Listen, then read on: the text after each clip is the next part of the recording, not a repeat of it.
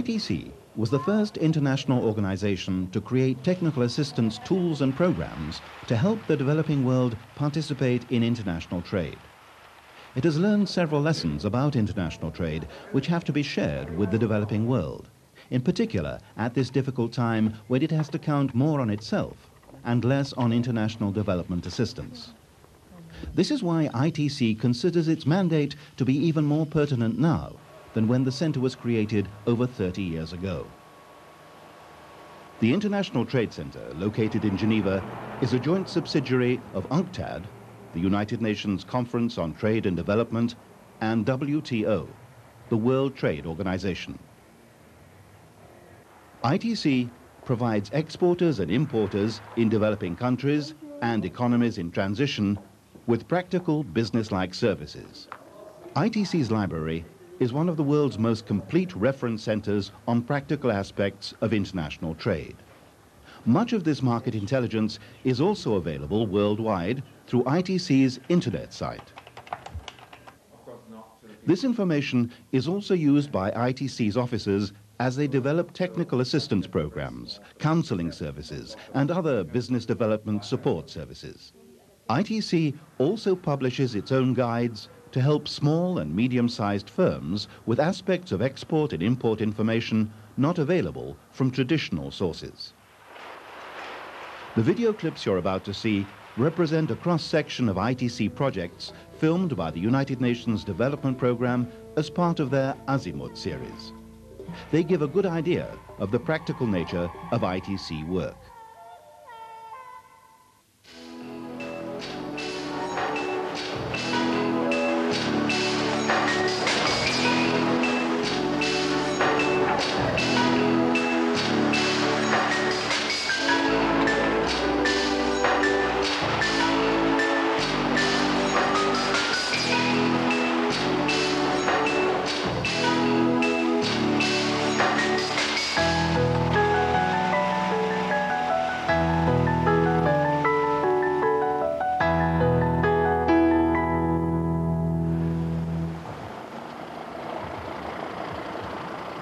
Stuttgart in Germany. Like many car manufacturers, the makers of this particular model, well known all over the world, have had to give some thought as to what will happen to these new vehicles when their working life is over and they end up in the breaker's yard. The Germans have always been at the forefront of environment-friendly development and were among the first to use recyclable elements in cars. Today they're also using biodegradable materials.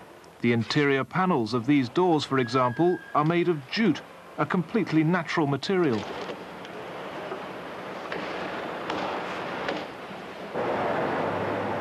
Moucron in Belgium, a small town which has always made a living out of the textile industry. Here, jute is used in carpets. Strong and resistant, jute forms the carpet backing in this mill, which exports carpets all over the world.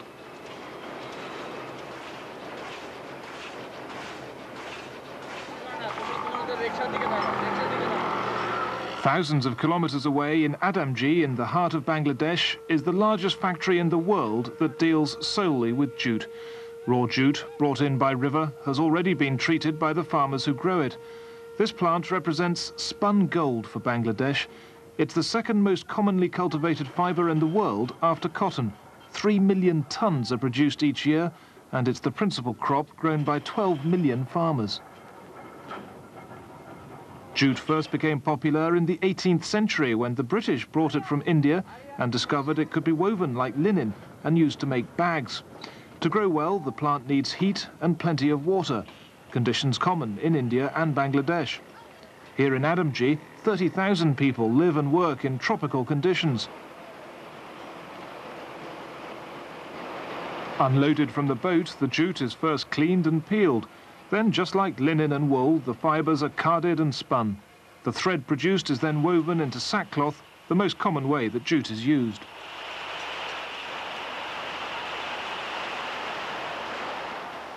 This is the biggest jute mill in the world, and this is contributing greatly to the economy of Bangladesh.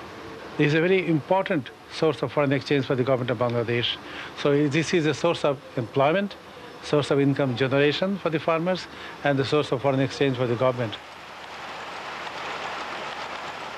Until recently, jute has suffered from a rather dingy image. Jute was seen to have an essentially background role, good for making into potato sacks as the backing for carpets or in mattresses. The International Jute Organization, based in Dhaka, is a meeting point for jute import and export countries. It's working hard to improve the image of jute and to diversify production.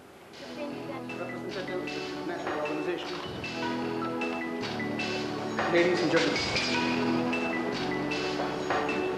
I welcome you to the opening of The objective is to promote the use of jute, and the strategy that we adopted is to undertake research and development activities to make jute more competitive vis-a-vis the other substitutes.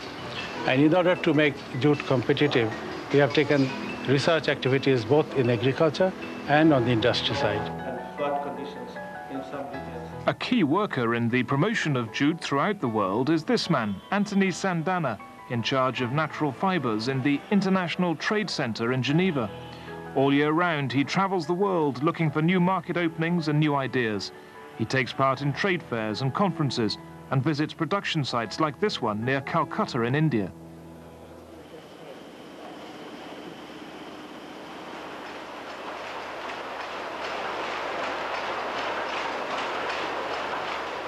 The Anglo-Indian mill is also a heritage of the British colonial era. Here too, sacks and carpet backing are made in large quantities. They're still the mainstay of jute production. But today, even here, jute is being increasingly used, mixed with artificial fibers. New openings have to be found. The problem actually with jute industry based on the jute bags. Jute bags, traditional jute bags are being replaced by synthetic bags, which are lighter and cheaper. But again, now with the introduction and also the increasing consciousness of the people for eco-friendly products, there is a revival of the jute industry, and we are trying to diversify into new products.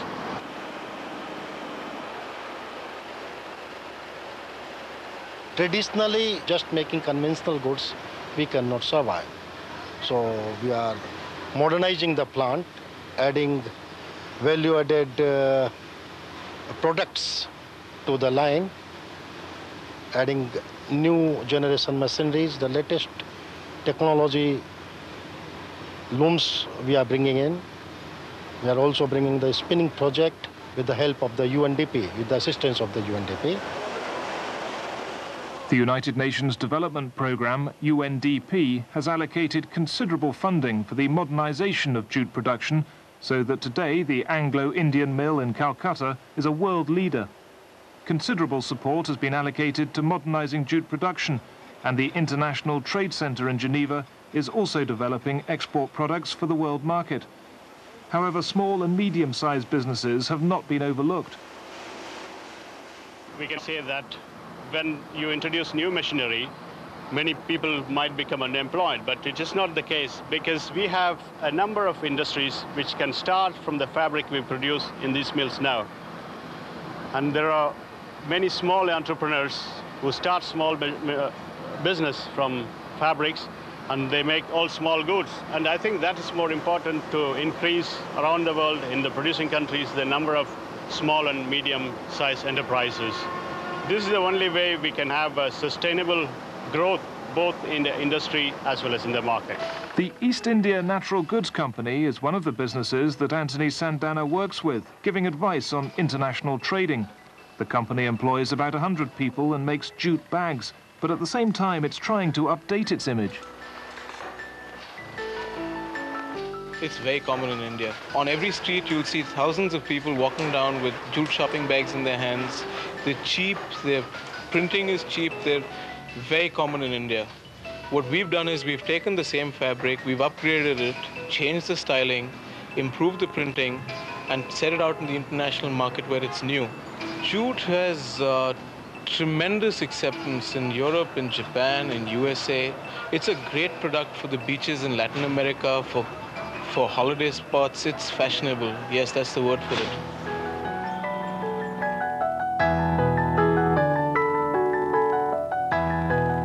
I think there's a huge future for jute.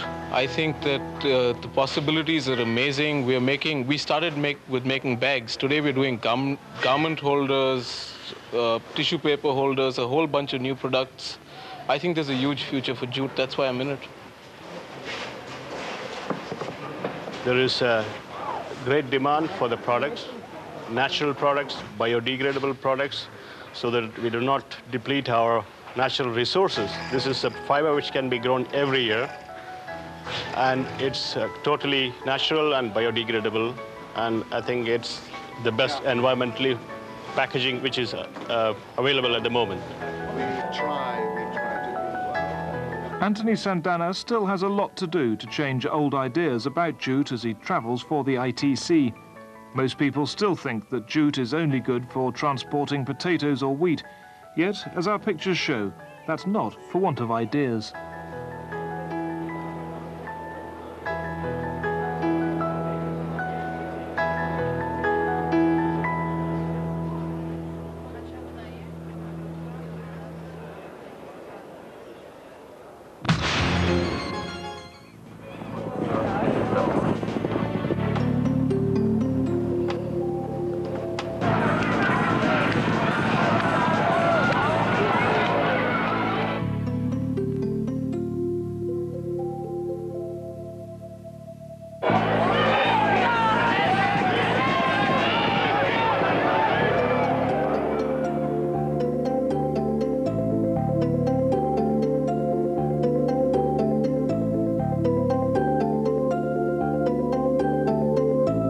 Don Miguel, as everyone here calls him, is 82 years old. He was too poor to marry and has remained single all his life. Today he still lives in poverty with his blind sister Anna, in the little house where he was born. The man weaving, he's the Panama King. Like everyone else in this mountainous region of Ecuador, near Cuenca, Anna and Don Miguel make and sell straw hats, the Panama hats which are to be found on racecourses or at fashionable seaside resorts all over the world.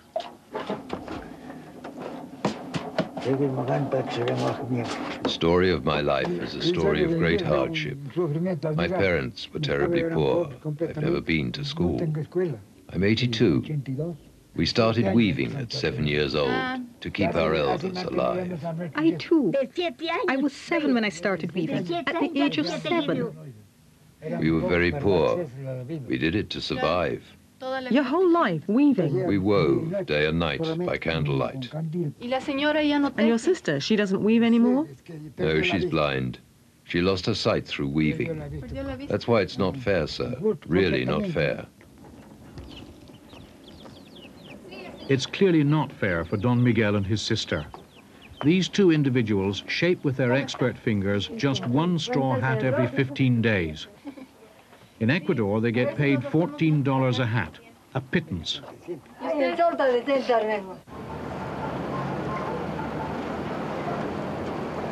These hats will end up in the luxury fashion shops of Switzerland, France, or the United States.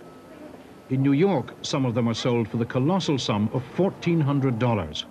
That's 100 times the price paid to Don Miguel, even though he's one of the better paid in Ecuador, where he's known as the king of the Panama.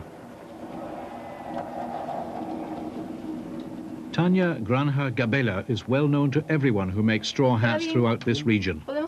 She's traveled its highways and byways for some years now, trying to organize the producers of Panama hats and cut out the number of middlemen, thereby increasing the income paid to the hat makers, who now only just manage to scrape a living from their work.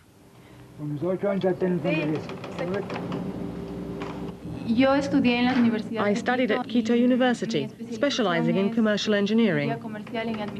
Is the Panama hat industry important for Ecuador? It's very important. In fact, the Panama industry is absolutely fundamental, particularly for the many craftsmen whose way of life and very subsistence depends on making and selling these straw hats. In fact, some 400,000 people in Ecuador, mostly women, get their main income from making straw hats. So it's very far from being a marginal sector of the economy.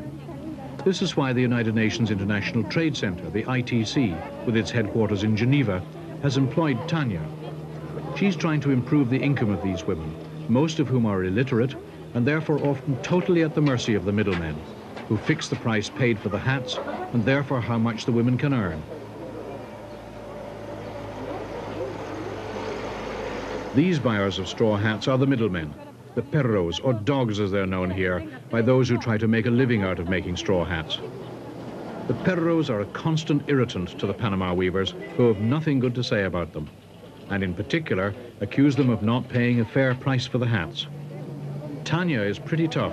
She's well known to the perros and is prepared to confront problems head-on, taking on the middlemen themselves when necessary.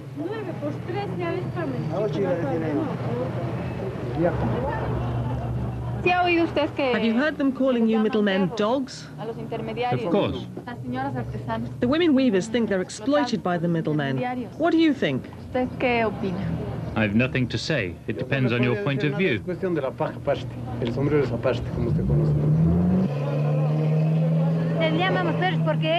call them dogs because they don't give us a fair price and they exploit the hat weavers. The atmosphere is, however, tense between Tanya and the perros. Tanya has helped many of these women to organize themselves into cooperatives to stand up for their interests. These cooperatives take on the entire production process, from buying the raw materials onwards. The straw for the hats is bought direct from the producer at a better price, and the finished product is sold not through a middleman, but directly to the finishing trade or to the exporter.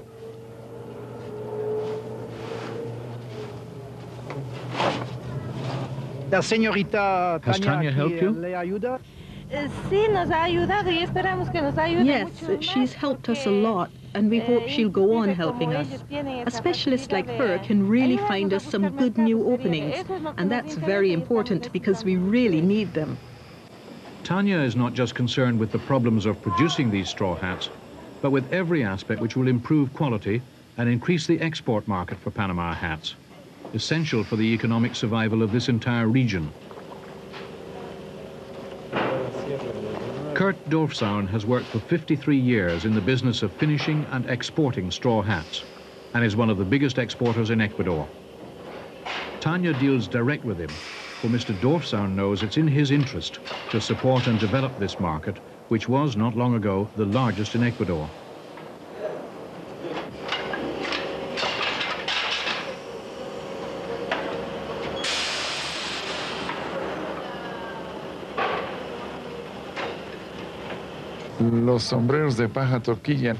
Straw hats have been Ecuador's major export. Today, with the discovery of oil, the development of industry and coffee, that's changing. Do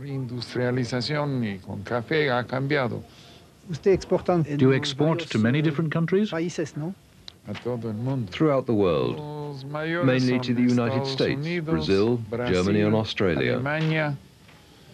The hats are called Panamas, but in fact, inside the hats, it's always marked, made in Ecuador. Do you know that this young woman works for a United Nations program? What do you think of the program? Well, up till now, it's been very good. It's found me new clients, and it's going to send technical experts to improve the use of chemicals in our factory.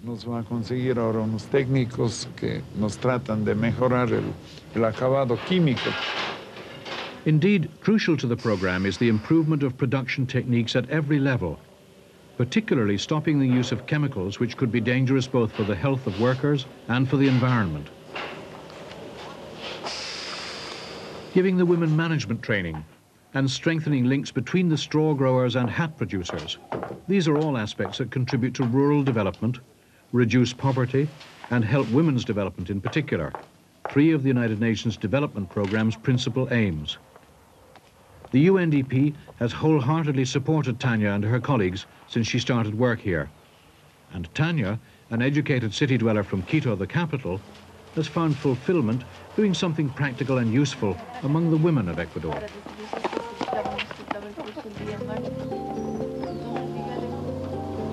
You admire Don Miguel?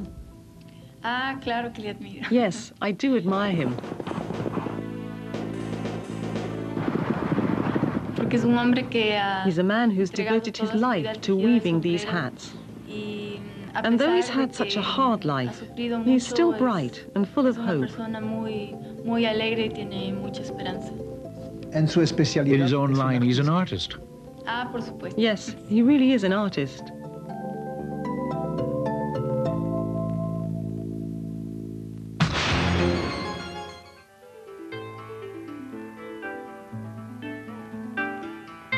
Silk, the most highly prized of all fabrics. It's been a symbol of royalty, authority and power throughout history. Today, silk has become much more than just a luxury product for the rich. It plays an important role in the economic development of millions of people throughout the world, providing them with their main source of revenue.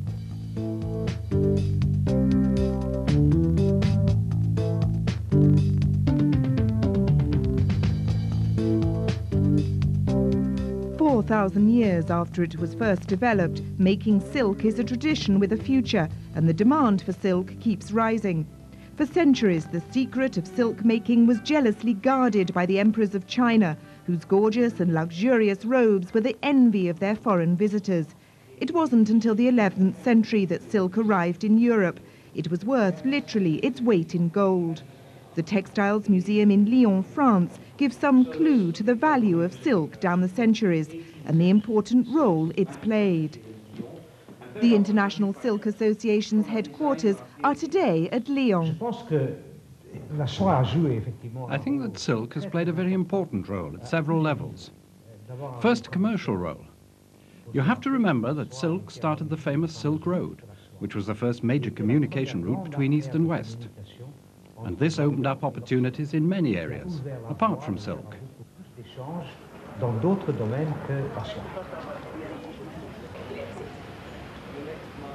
Today, the silk business is taking new roads. The Heim Textile Fair in Frankfurt is the biggest fair in the world for interior fabrics. It's a prime opportunity for business executives and suppliers from all over the world to meet, display and exchange their wares. The main silk production countries from Asia are all here, including China, India, Thailand, Malaysia and Vietnam. Antero Hirvonen is a leading expert in the silk world. He's responsible for the textiles and clothing sector at the International Trade Center, the ITC in Geneva. His job is to promote trade and technical cooperation with developing countries. For 12 years now, Antero Hirvonen has trod the Silk Road. He regularly visits the silk-producing countries, particularly China, the birthplace of silk. China produces 80% of the world's raw silk. It's also typical of the new vitality in the silk industry. The Canton Fair is a good chance to renew old links. In mid-1980s, when China's silk industry was developing very fast, ISA came to China to help Chinese silk professionals to improve their production ideas and their design concept, and also in the technical production of silk. And I think all the assistance ISA have provided are of great assistance to China. When we first started about 13 years ago, China was primarily exporter of raw silk and silk yarn, and now really the emphasis is much more on the finished products. The aim of the International Trade Center is to encourage a wide range of products from the developing world. Although silk represents only 0.2% of fabrics produced throughout the world, its sale value is 20 times that of other fabrics. No wonder the development of the silk industry is so important. China's silk industry provides work for 500,000 people, and in the countryside, 20 million more are involved in raising silkworms. In fact, the silk industry is an integral part of the life of the countryside. More than a wage earner, it's a tradition that's passed on from generation to generation. But the most important labourer here is, of course, Bombyx mori, commonly known as the silkworm. Despite time and technical progress, it's defied all attempts at imitation, keeping the secret of silk to itself. During its short life, just 28 days, the silkworm doesn't rest. It's first and foremost an eating machine, but it's an extremely fussy one. To produce silk, the worms must be kept noise-free, draft-free, with no strong smells, and at a constant temperature. What's more, silkworms eat only the freshly gathered leaves of the mulberry tree. So to provide for their voracious and demanding appetite, you have to grow mulberry trees on a large scale. The caterpillar is soon ready to produce the silk thread it uses for its cocoon. Each cocoon provides up to 1,500 meters of thread, the main source of income for thousands of families in rural China.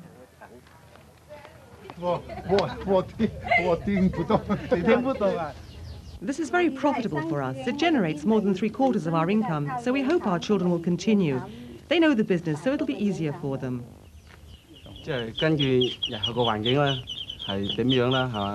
If our children decide to stay, they'll go on raising silkworms. But if things get worse, they'll probably want to leave for the city.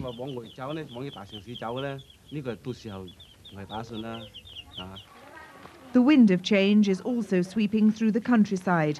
The intense industrialization that's going on in China is extending cities into the country. The price of land is rising and growing mulberry trees is becoming less profitable. What's more, the shortage of land and the lure of higher salaries is attracting many villagers to the big cities. But there are also advantages in industrialization. China used to export mainly raw silk, but that's no longer the case. This silk garment factory, for instance, was one of the first to benefit in the 1980s from a silk promotion program run by the International Trade Center. Now, looking back, it is interesting to see our efforts, which I think have been relatively modest in terms of US dollars. They have still been working as a catalyst for the company to see the direction, both in development of the products, both in development of the markets, and the steady growth and progress of the company is a good proof for that. China is having to face up to globalization. Factories must modernize to become competitive and provide the high-quality product that the international market demands. One example is this factory in Jiaxing, not far from Shanghai. It's the result of a joint venture between the Chinese state authorities and a number of European investors. Head of the business is Giulio Mieli, an Italian businessman whose family has been in silk for generations. His challenge is to use up-to-the-minute technology to create high-quality silk for the European market. Well, we are trying to combine our experience of high-quality yarn and in future high-quality fabrics in Europe with the Chinese ability to produce raw silk and to produce raw silk of a very attractive cost. And now things are going very smoothly, and one of the things I like to say is that there is not only very good raw material, such as silk, but there is an extremely important raw material, which is the worker's brain here.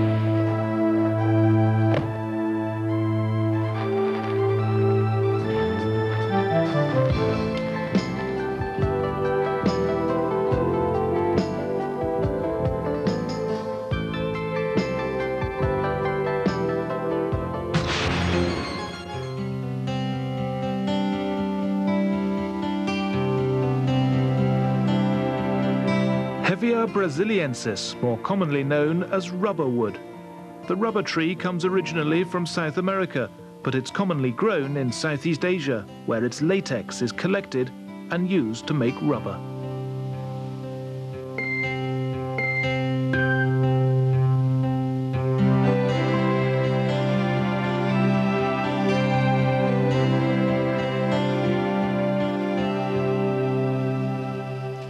The rubber tree was imported into Southeast Asia in the 19th century.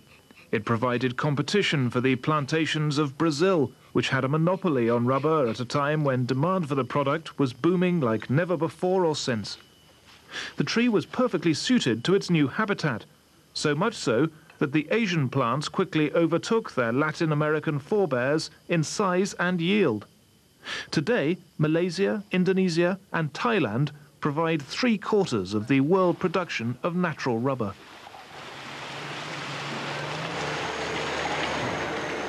At the end of 30 years, the rubber tree's latex production starts to decline.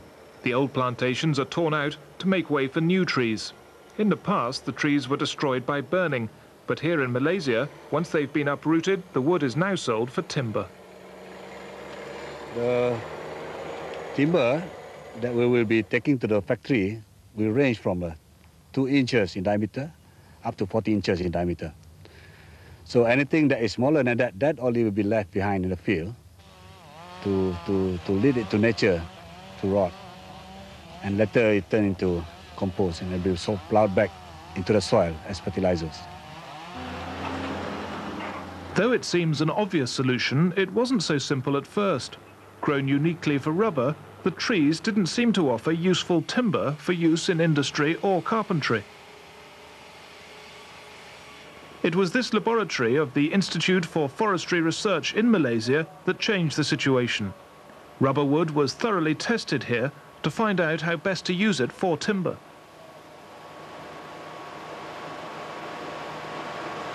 The research includes how to preserve the wood, how to dry it properly, because this wood is quite sensitive.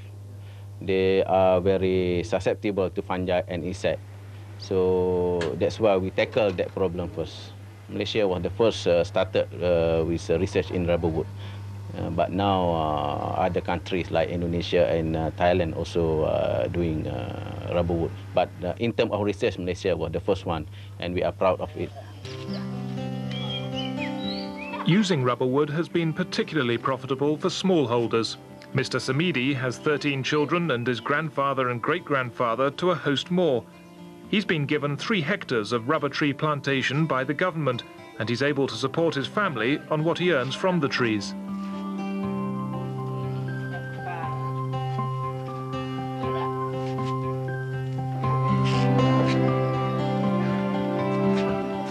Saya pada bulan 10 tahun 60. I came here in October 1960. They gave me a grant for my house. It was only 150 ringgits, but with 150 ringgits, I could build something small.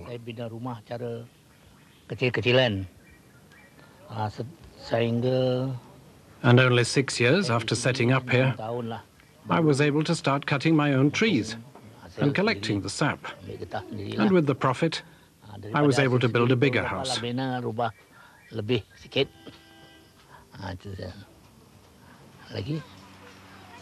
10 years ago, Mr. Samidi used to cut down his rubber trees and burn them on the spot once their useful life was over. He then had to pay to have the land cleared ready for fresh planting. Today, the business buying the timber pays for the clearing work, greatly cutting down on Mr. Samidi's costs.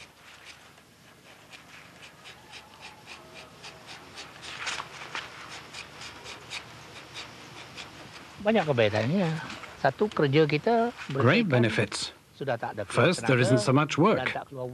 When we start replanting, the ground is cleared without any cost. Secondly, we actually earn money, because the buyer pays us for the timber. Today I earn money, whereas before I had to spend it. Malaysia has been quick to make the most of new markets opening up for rubber wood. In these modern factories, rubber wood is processed in a variety of ways. Sometimes it's crushed to make fiberboard, or it's cut in strips and stuck to a backing to make parquet flooring. In another factory, the wood is finished and varnished. A Swedish company, proud of its ecologically sound image, has invested in the factory to make kit furniture from rubber wood for export to North America and Europe.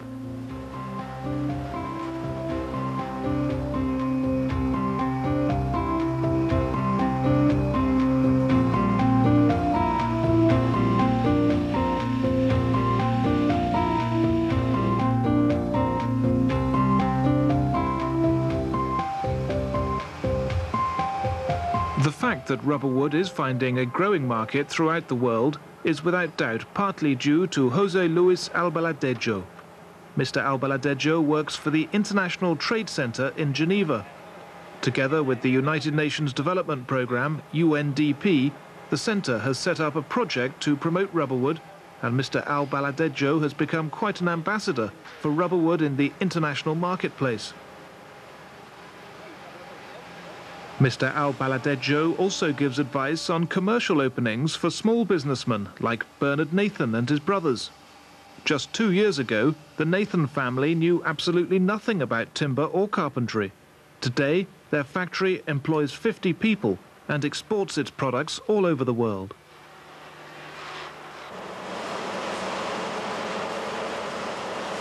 Right now, the cost of rubber wood is a bit stable, whereas the cost of tropical species wood is going too high, and we are losing competitive edge in it.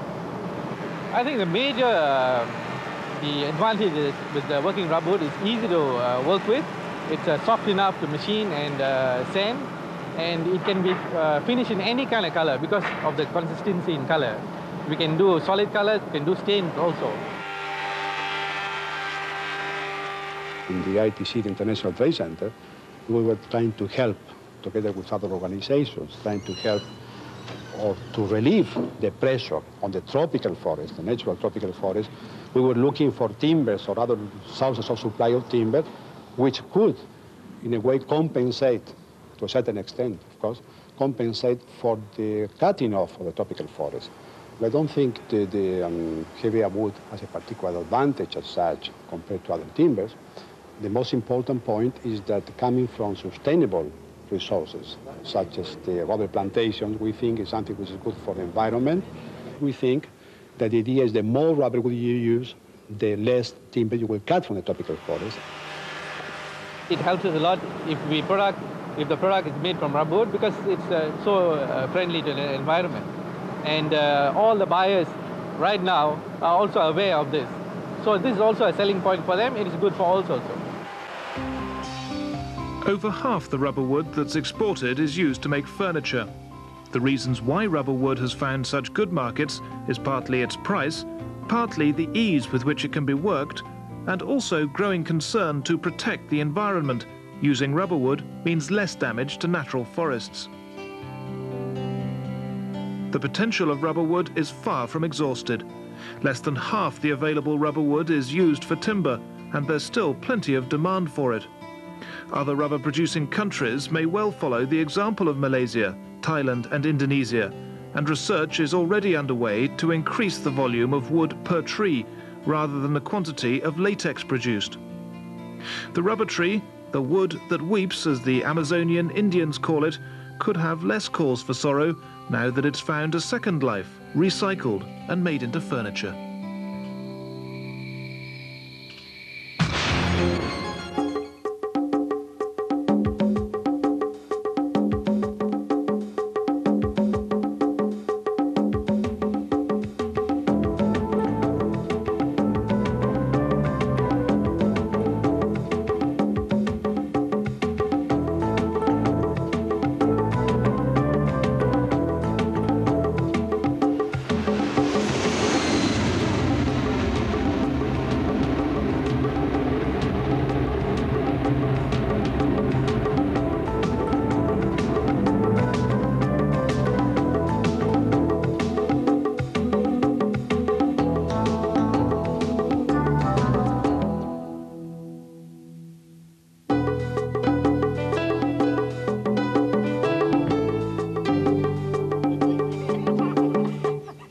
The story starts here, practically on the equator, thousands of kilometers south of Paris.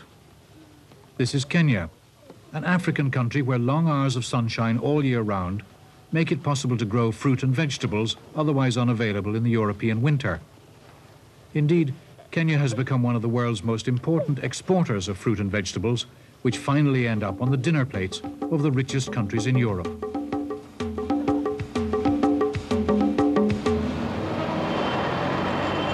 Rungis Market near Paris. It's 5 o'clock in the morning. Before dawn, tons of fruit and vegetables will arrive here from all over the world to feed the millions of inhabitants of Paris and its suburbs. It's one of the biggest markets in the world. And of course, beans from Kenya, a quality product, have pride of place here. C'est le meilleur, hein? Ouais. Puis si tous les Français pourraient travailler comme ça, il est surtout bien travaillé là. Bien emballé, bien rangé. She can pick up to 10 cartons of beans a day. A day. And one carton, she is paid 6 shillings. So she can make 60 shillings in harvesting beans in one day. In this part of Kenya, all these villagers live on and for the production of green beans. Fresh vegetables exported mainly to Europe have become the 4th largest source of foreign earnings for Kenya after tourism, tea and coffee. Any fluctuation in the base market price can have a catastrophic effect, as the producers' margins are often already cut to the minimum. This is why the ITC, the International Trade Center in Geneva, had the idea in 1978 for a project called the Market News Service. It aims at making market information available to small local producers in the Third World, including the sales prices of their products in the European markets. We have a very good network of correspondents in Europe. Once I've collated this information and checked it, because we have several correspondents in each country, we get an average price. Then I give it to my secretary, who puts the information into the computer. And so by the afternoon, within 3 or 4 hours, it can be transmitted throughout the world to all our correspondents. We cover exotic fruit as well as out-of-season vegetables, peaches, nectarines, grapes, strawberries, raspberries, anything that can't be grown in the European winter. We have a list, and each week we cover 13 European countries and 70 to 72 products. 13 pays européens et nous couvrons 70 ou 72 produits. Jacques-Henri is a specialist in the fruit and vegetable market. But here in the International Trade Center in Geneva, the same kind of information is also collated by other specialists in a whole range of tropical products. Cut flowers, spices, leather and skins, rice, tropical woods, pharmaceutical raw materials, and so on. The prices are collated here and immediately passed on to producers and exporters. The total value of tropical products whose prices are checked and reported here is estimated at $40,000 million, a fortune in the Third World. The work of the ITC throughout developing countries is financed by a series of countries and international organizations, including the United Nations Development Programme, UNDP. The main aim is to ensure complete availability of market prices. The aim is maximum transparency of the market, so that very quickly throughout the world, all the producers, all the exporters know the exact state of the European market at any given moment of the week. We even saw producers listening to the radio in Kenya to find out what's happening to beans, for example.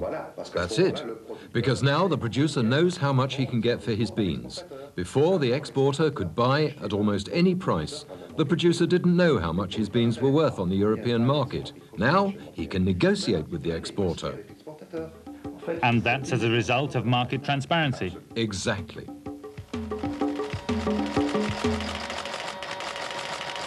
This is the other end of the chain, in Nairobi, capital of Kenya, in the Ministry of Agriculture. Information from Geneva is collected here and transmitted by radio all over Kenya, in Swahili, the common language of East Africa. Today, Benson Wakugu has film star status. When you go to a place and I just mention my name, everybody says they know me, they would like to come and meet me. Because I'm a part and parcel of their day-to-day activities in the farm. We don't pay a penny to get the information. The first thing is, we are United Nations, so we're absolutely neutral. We aren't in this to make money, we're in it to help developing countries. That's the aim of the ITC. Many of the importers, even the biggest of them, don't have a worldwide network like this. It's thanks to the fact that we are United Nations and have UNDP offices all over the world, we're often able to put exporters and importers in contact with each other. If the little farmer already knows for how much the produce is going overseas there, he will be able also to plan at how much to charge the exporters. In a certain way, it's to avoid him to be exploited by others. Exactly, that's how it is. To help him to not to be exploited by the exporter. Midnight at Nairobi Airport. The beans harvested this very morning in fields over 100 kilometers from here are carefully packed and sent by air to destinations in Europe. In a few hours, they will arrive on the markets of Paris, London, and Amsterdam. No one questions the fact that the marketplace is the main regulator of the economy. However, if market information is widely available, it's to everyone's advantage, from producer to consumer. That, it seems, is what the importers themselves believe too. It's absolutely vital, because if the producer can't earn a living, he won't go on producing. Clearly, the aim in the country of origin is not to produce for the sake of producing, it's to produce to earn a living.